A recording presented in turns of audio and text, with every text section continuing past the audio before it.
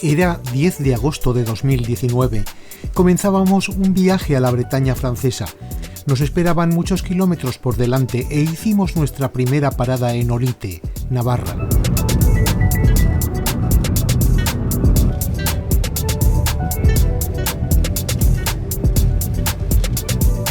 Aparcamos a las afueras del pueblo y rápidamente nos dirigimos al centro. Estaban de celebración, con fiestas medievales.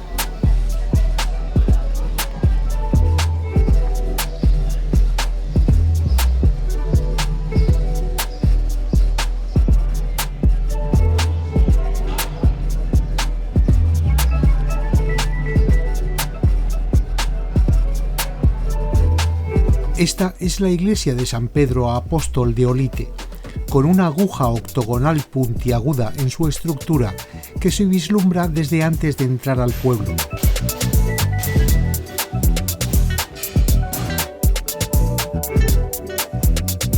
Es el templo más antiguo de Olite.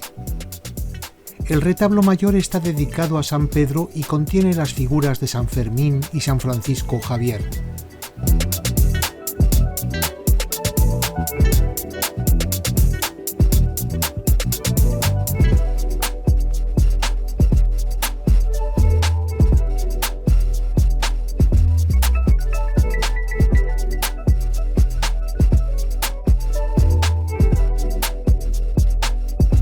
El claustro es del siglo XIII y en sus capiteles hay rostros humanos y formas vegetales.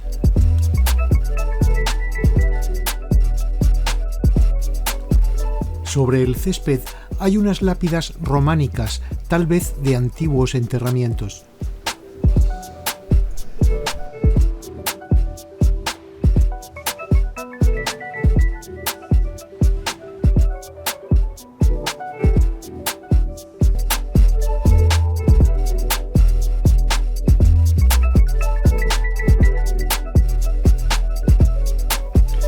El interior de la iglesia contiene varios retablos barrocos, pero no estaban muy bien iluminados, a pesar de que la entrada no era gratuita, tal como figura en su página web.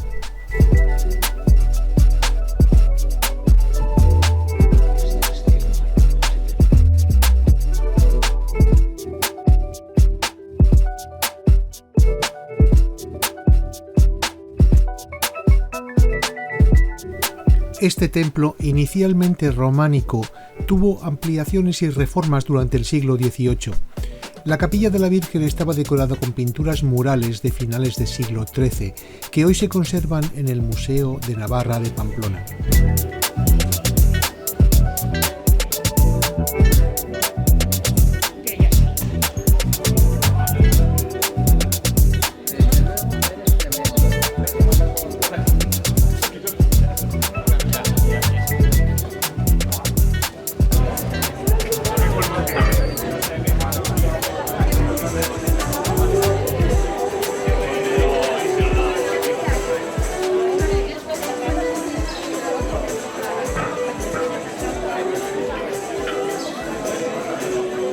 Pronto estábamos bordeando las murallas del Palacio de Olite, un lugar emblemático para Navarra, ya que fue residencia de los reyes navarros.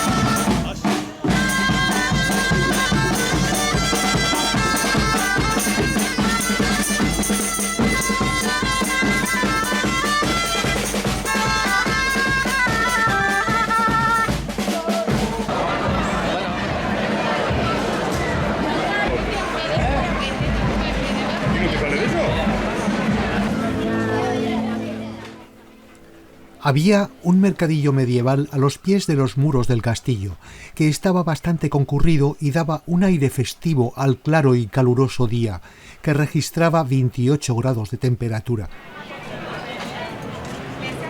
Chaquetas dentro de la maleta.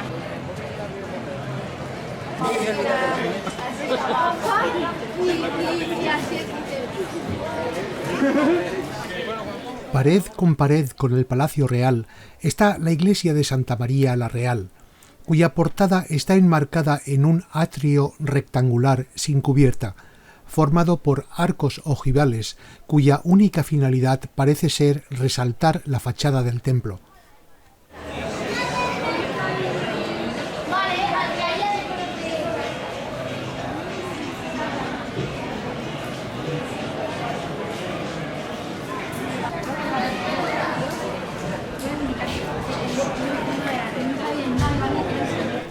Ahora íbamos a sacar las entradas para visitar el castillo-palacio de Olite.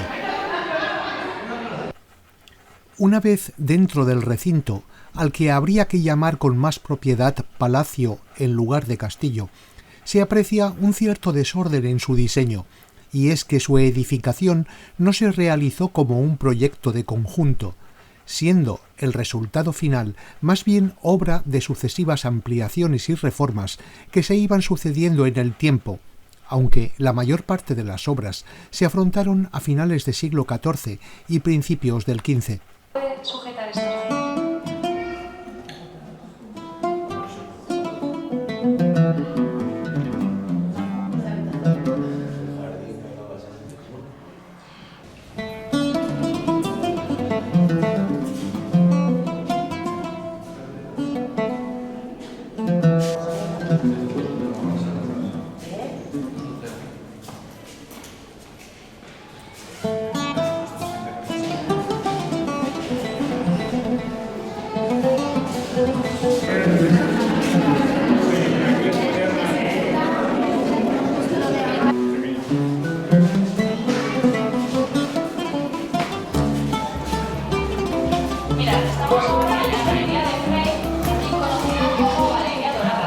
Esta era la llamada Galería del Rey o Galería Dorada. En los últimos años de vida del rey Carlos III de Navarra, alrededor de 1420, esta galería se cubrió de vidrieras para evitar las corrientes de aire. El techo de madera estaba pintado de color dorado y toda la estancia recibió el nombre de Galería sobre Toronjales, por el jardín de naranjos que había al pie del mirador.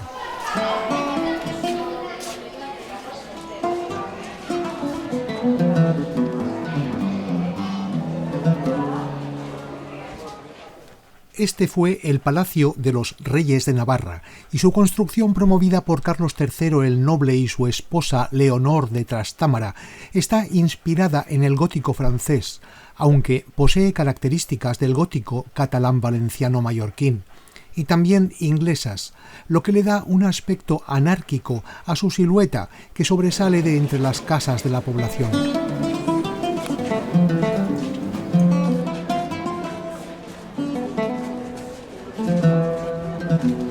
En la Edad Media estaba considerado un lugar lujoso y era una de las sedes de las Cortes del Reino de Navarra.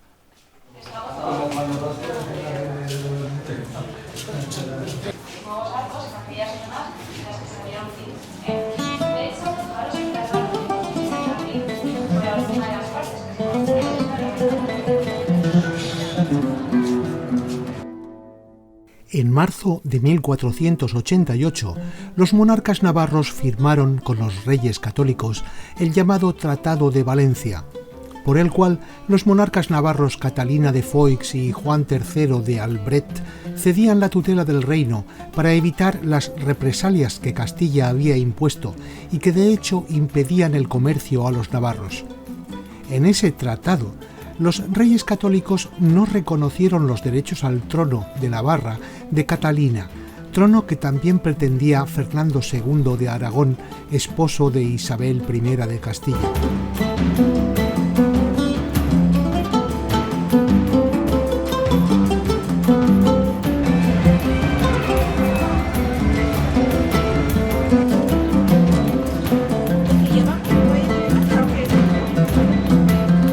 las tropas castellanas permanecieron en Navarra, capitaneadas por Juan de Ribera, cuya misión consistió en asegurar la vigilancia y defensa del sector fronterizo entre Castilla y Navarra.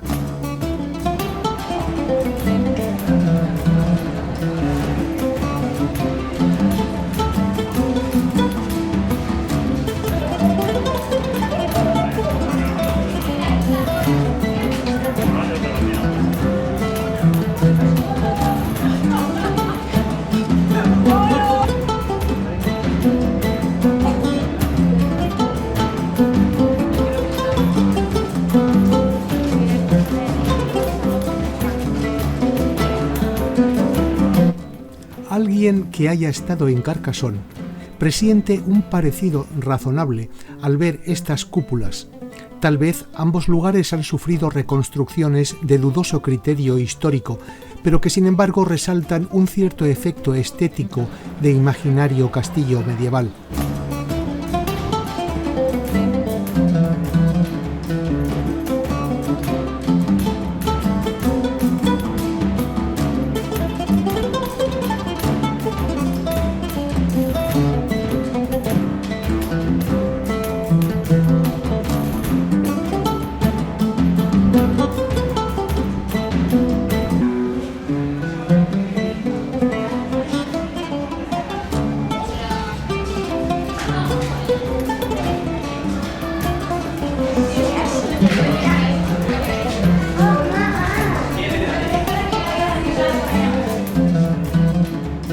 Ahora nosotros nos hacíamos las últimas fotos, ya era hora de comer, y comimos en la cafetería del Parador de Olite, edificio colindante al castillo, que en realidad era el antiguo palacio.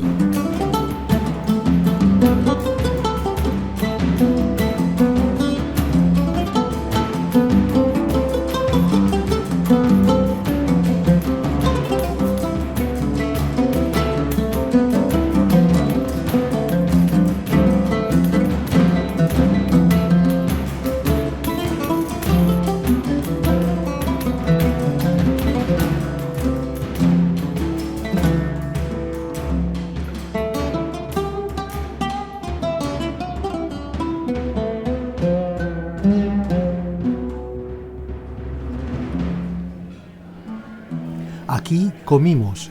El edificio del Parador de Olite es llamado también Palacio de los Teobaldos y era el Palacio Real antiguo que junto con el castillo y la iglesia de Santa María la Real conforman un conjunto arquitectónico.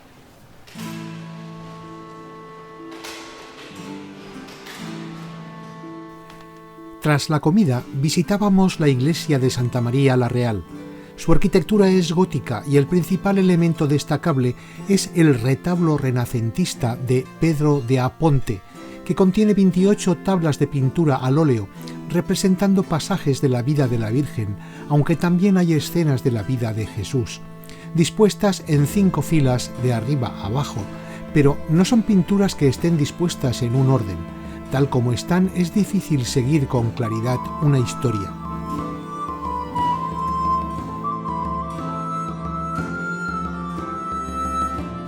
Es apreciable también este Cristo gótico en muy buen estado de conservación.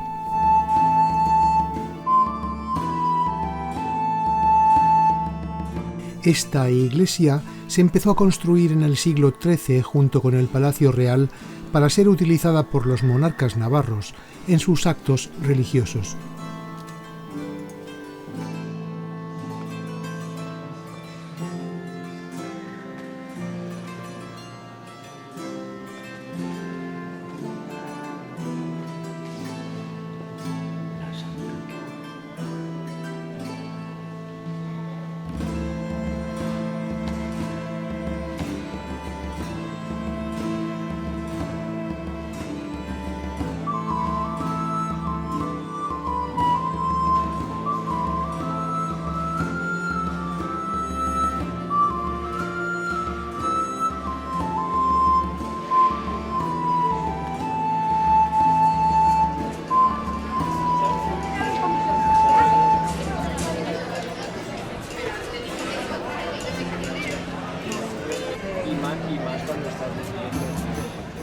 Al salir de la iglesia, caminábamos ya hacia el coche. Queríamos visitar otra localidad esa misma tarde, pero antes apreciamos la animación que vivía Olite con su fiesta medieval.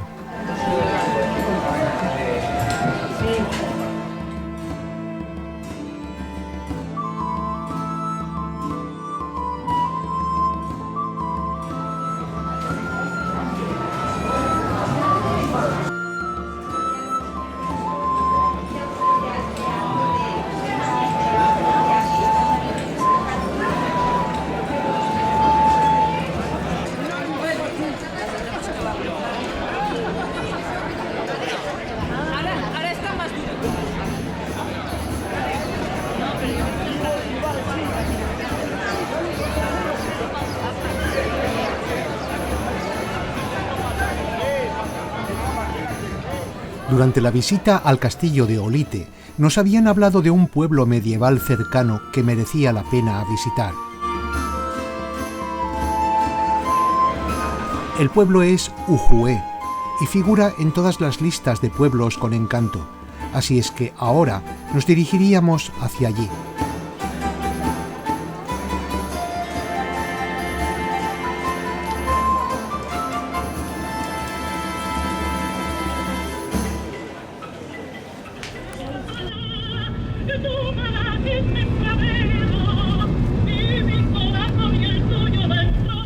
Ujué está situado en la franja entre los Pirineos y la Ribera del Duero, en la merindad de Olite, comarca de Tafalla. El Moncayo a la izquierda. Situado sobre una alta colina que domina un valle, desde lejos ya se puede apreciar las casas arracimadas alrededor de la iglesia fortaleza de Santa María, que corona la montaña.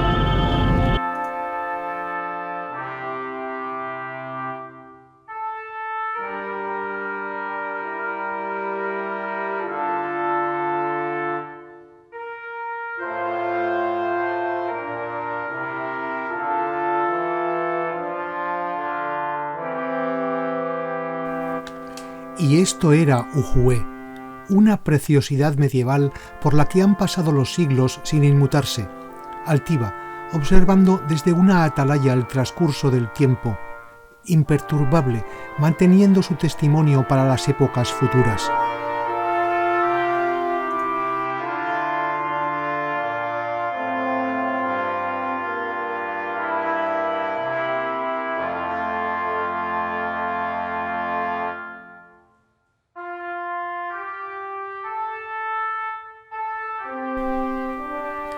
Parece ser que desde la Edad del Bronce este ya fue un lugar de adoración pagana, pero en la Edad Media se convirtió en un bastión defensivo del reino de Pamplona contra el Islam.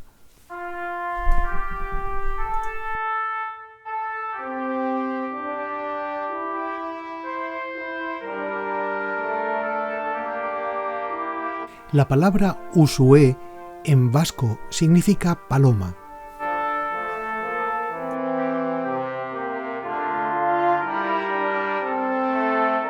Una leyenda cuenta que una paloma entraba y salía de un agujero en la peña. Entonces, un muchacho intentó espantarla, pero la paloma seguía insistiendo en su aleteo. Se acercó y entonces vio una hermosa imagen románica de la Virgen.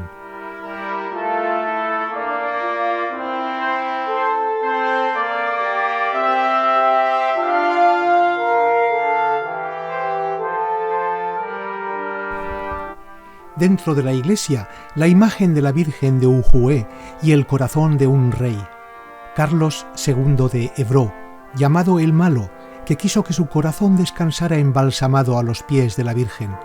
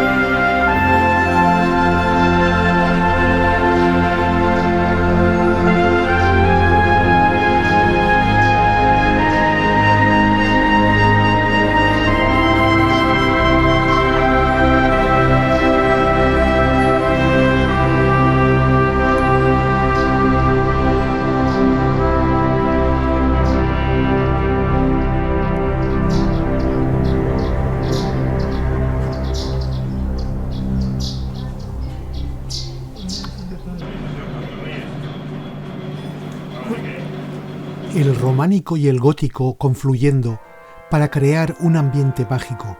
Esto es Ujue. La construcción del santuario fortaleza se prolongó durante siglos.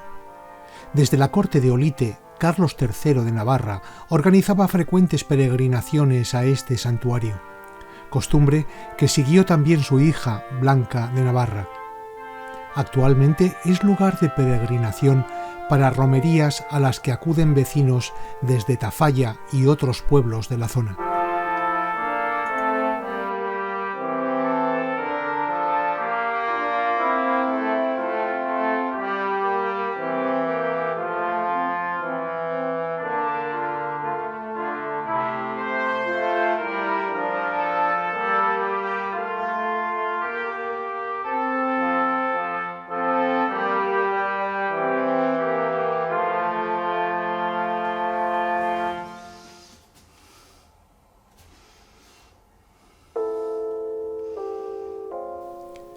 Habíamos llegado a Pamplona al atardecer.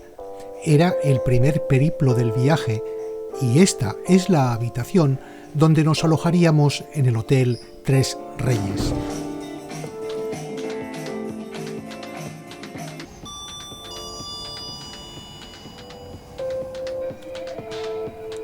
El atardecer era patente desde la bonita vista desde la ventana. Todavía teníamos algo de luz diurna para fotografiar la ciudad, pero no por mucho tiempo.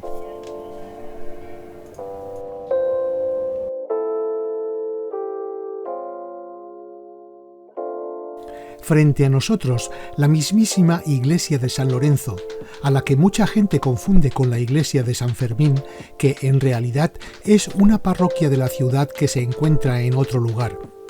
Pero la capilla de San Fermín está en la iglesia de San Lorenzo, y es aquí donde se celebran todos los actos al santo durante las fiestas de Pamplona. Edificio modernista,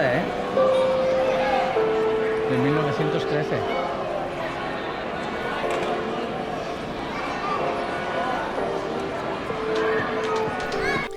La capital de Navarra, Pamplona, tiene unos 200.000 habitantes. No es una ciudad grande, y normalmente una visita turística está centrada en su casco histórico.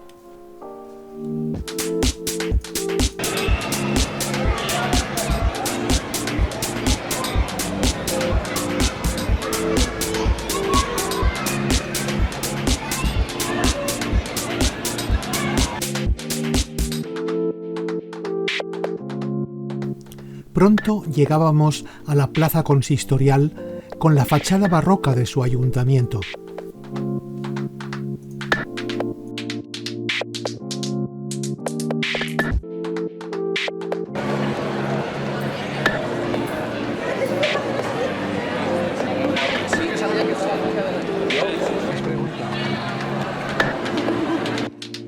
Y luego a la plaza del Castillo, donde se encuentra el histórico Café Iruña donde cenamos. El Café Iruña fue el primer establecimiento con luz eléctrica en Pamplona y el café en el que Ernest Hemingway empezó a escribir algunas de sus novelas célebres.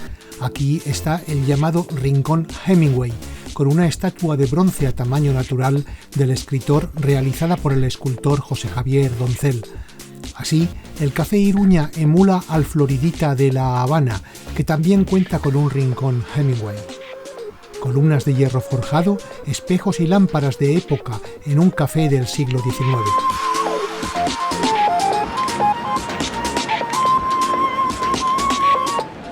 Había anochecido completamente, pero seguíamos nuestro paseo con la luna de Pamplona sobre nosotros.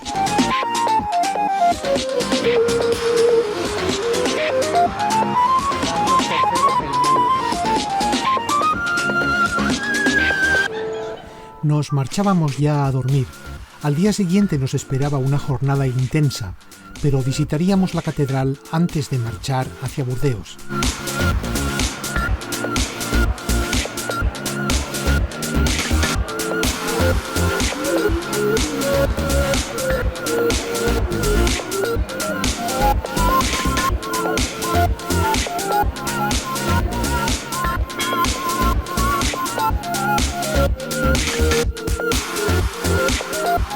Esta imagen de la Virgen es una talla del siglo XVI que se cree estuvo colocada en una puerta de la muralla de la ciudad hasta 1815, en que la muralla fue derribada y la imagen trasladada del lugar.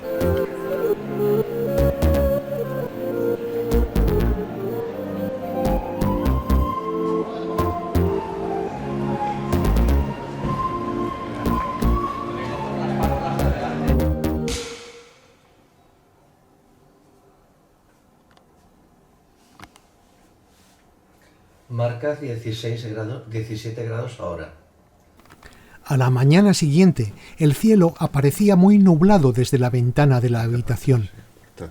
Bajo nosotros estaban los jardines de la Taconera, el jardín más antiguo de Pamplona que se asienta en torno a las antiguas murallas. Habíamos aparcado el coche en la calle que se vislumbra al fondo, con mucha suerte, por cierto, ya que habíamos llegado sábado por la tarde y podíamos dejarlo en una zona azul que por ser fin de semana resultaba libre de pagar.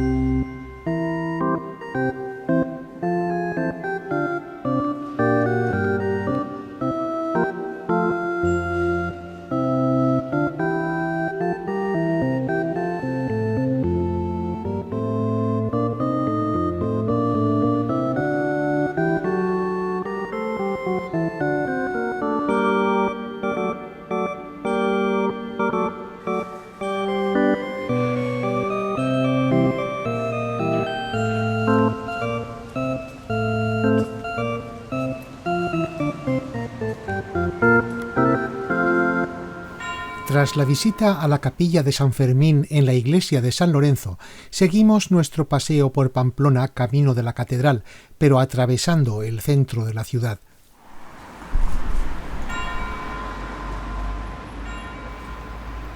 Hay arquitectura modernista en Pamplona.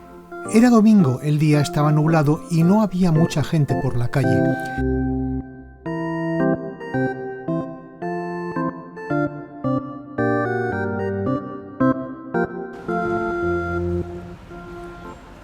Llegábamos al Paseo de Sarasate, emblemático paseo de Pamplona con 6 estatuas de piedra blanca procedentes del proyecto ornamental del Palacio de Oriente de Madrid.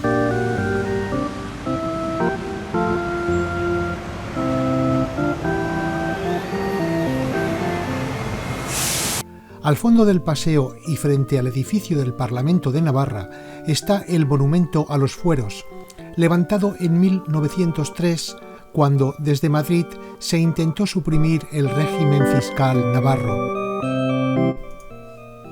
Muy cerca de él está el Palacio de Navarra, sede de la Presidencia de Gobierno, con diferentes dependencias administrativas de la Comunidad Foral, edificio neoclásico proyectado en 1840.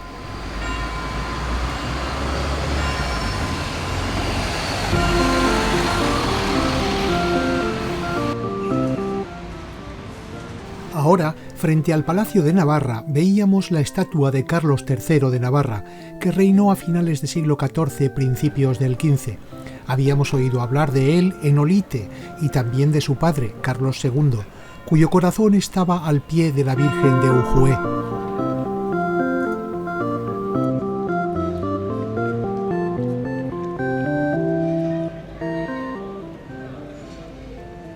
De nuevo en la Plaza del Castillo, tal vez el centro neurálgico de Pamplona.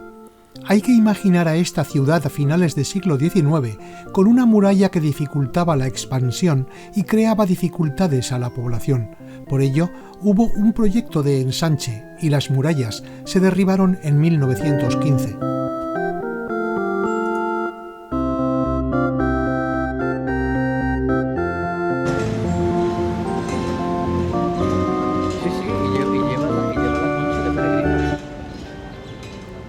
Ya camino de la catedral, atravesando las calles famosas en todo el mundo, ya que cada 7 de julio, San Fermín, los encierros las recorren hacia la Plaza de Toros.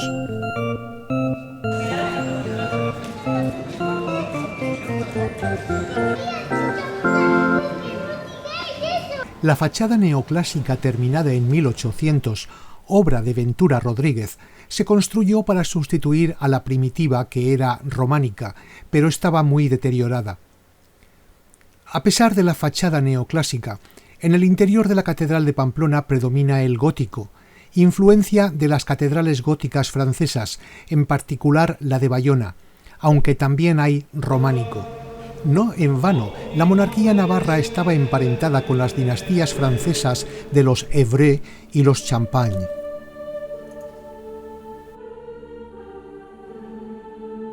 Nada más entrar a la izquierda, en la capilla de San Juan Bautista nos encontramos con este Santo Cristo crucificado del siglo XVI.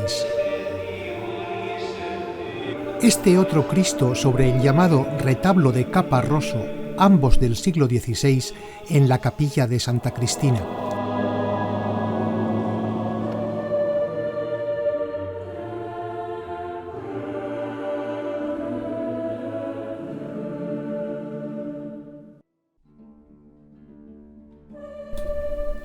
En el pasillo central, frente al altar, está el mausoleo real de Carlos III el Noble y el de su esposa Leonor de Trastámara, realizado en alabastro, obra de inspiración borgoña del siglo XV. El conjunto estaba policromado, aún conserva algo de aquella policromía que debía ser muy suntuosa. Se sabe que parte de la cama estaba dorada con láminas de oro. Se cree que el retrato del rey es fidedigno, ya que el sepulcro fue realizado entre 1413 y 1419 en vida de éste, no así el de la reina, que había fallecido en 1916. Sin embargo, es de suponer que también es bastante fiel. Bajo las figuras yacentes de los reyes hay 28 esculturas deplorantes, representando a hombres de diferentes estatus, como clérigos, obispos, ciudadanos.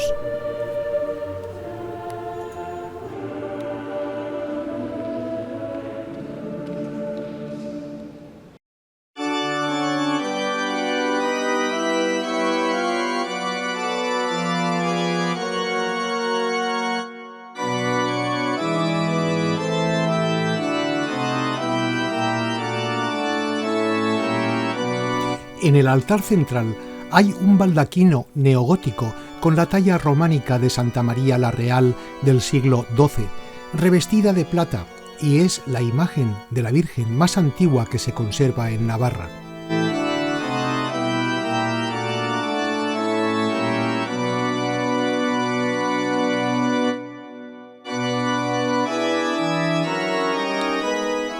La sillería del coro fue realizada en el siglo XVI en estilo renacentista. Este gusto estilístico venía determinado por el origen francés de sus artífices, provenientes de Normandía, y que tenían como referencia el estilo italiano de moda entonces. Anteriormente hubo una sillería mudéjar aquí de la que ya no queda rastro.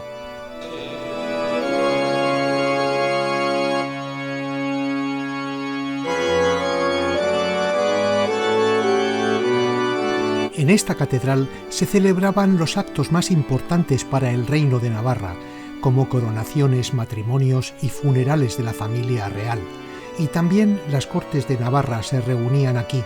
Por ello, el rey de Navarra, Carlos III el Noble, se implicó en su construcción.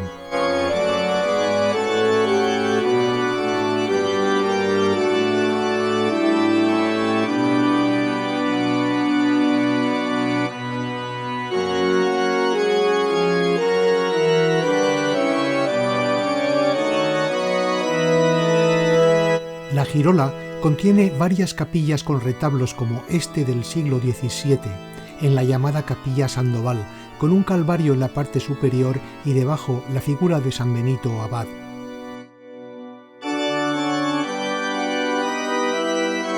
A su lado, el retablo de San Agustín, con los restos de Santa Columba.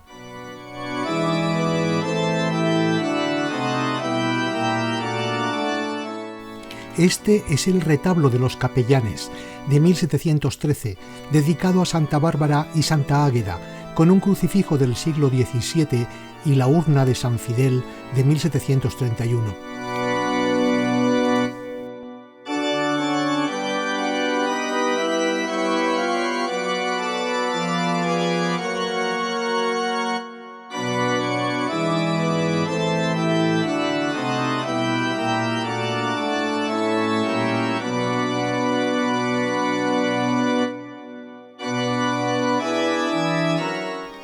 El retablo de San Fermín, también del siglo XVIII, presidido por el santo, con los restos de Santa Deodata.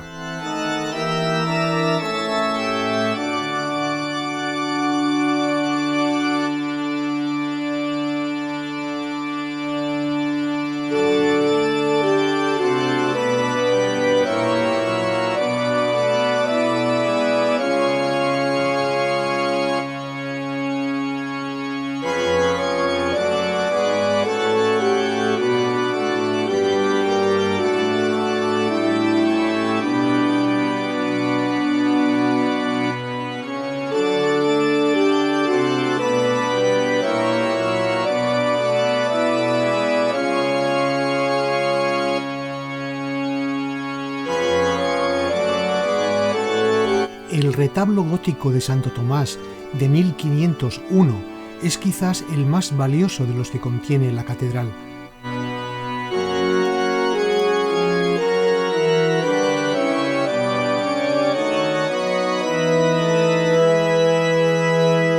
Esta es la capilla del Santísimo, con un retablo barroco dedicado a San Gregorio.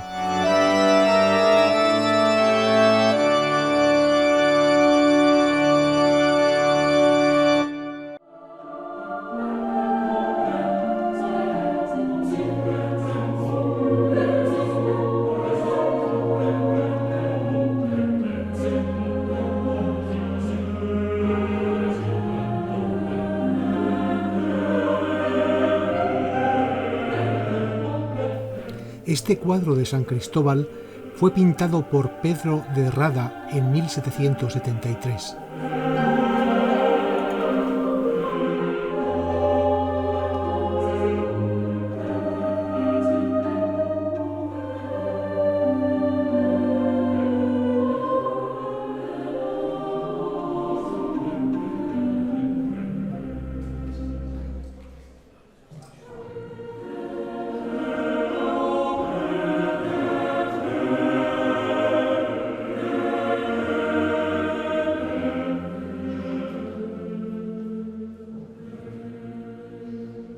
No llegamos a visitar el claustro, que es una obra importante, considerada una maravilla del arte gótico, y al que muchos suponen el mejor claustro del siglo XIV.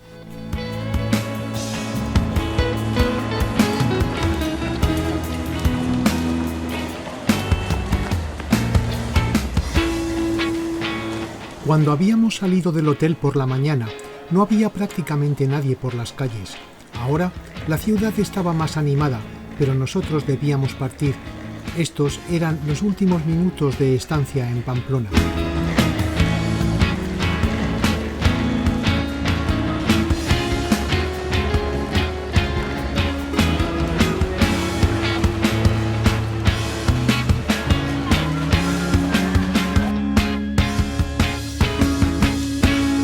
De nuevo, pasábamos por delante de la casa consistorial y nos hacíamos las últimas fotos.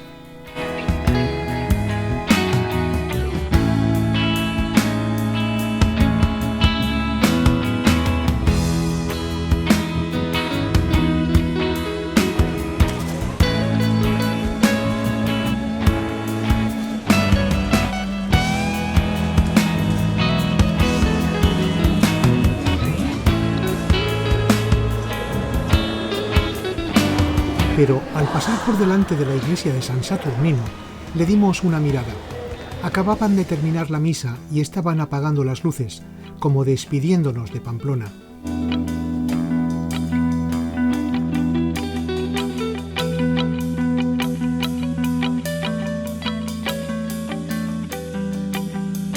Esta iglesia en la calle San Saturnino es llamada también de San Fermín.